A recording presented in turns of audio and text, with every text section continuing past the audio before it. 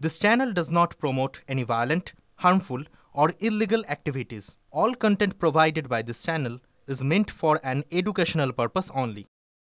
সুন্দরবন তো অবশ্যই জঙ্গিদের জন্য অনেকটাই সেফ প্যাসেজ, কারণ সেখানে কাঁটাতারের বেড়ার বালাই নেই, বাকি বহু জায়গাতেই কাঁটাতারের কোনো ব্যবস্থাই নেই।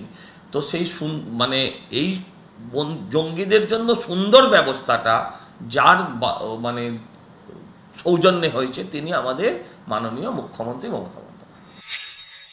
আইন ব্যবস্থাই চায় না, আইনের যারা ধারক বাহক তারা যদি কোর্টে দাঁড়িয়ে তারা যদি উকিলরা মিলে যদি জজ সাহেবের সামনে পুলিশের সামনে আরেকজন উকিলকে মারে, সেই উকিলের অপরাধ হচ্ছে সে একমাত্র এমন একজনের হয়েছে সওয়াল করছে যাকে তাদের পছন্দ নয়,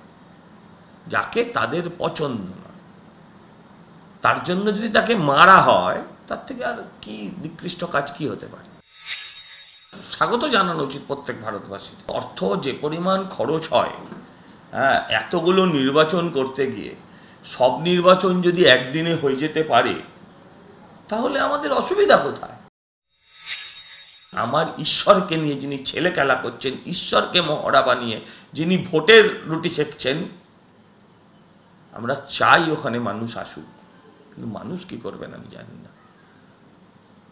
কারণ এটা জগন্নাথের প্রতি ওনার ভালোবাসা নয়, এই যে জগন্নাথকে নিয়ে রাজনীতি, জগন্নাথের শাস্তি দেবে। আর জনগণের থেকে বড় জগন্নাথ তো কেউ নেই, তারাই দেবে। উনি এত তেল দিয়েছেন একটা সম্প্রদায়কে যে আরেকটা সম্প্রদায় তাতে হড়কে গেছে, সেটা উনি এবার বুঝতে পেরেছেন। আর সেটা বুঝতে পেরেই কখনো জগন্নাথ মন্দির, কখনো বড় মা, কখনো ছোট মা, কখনো মেজ মা।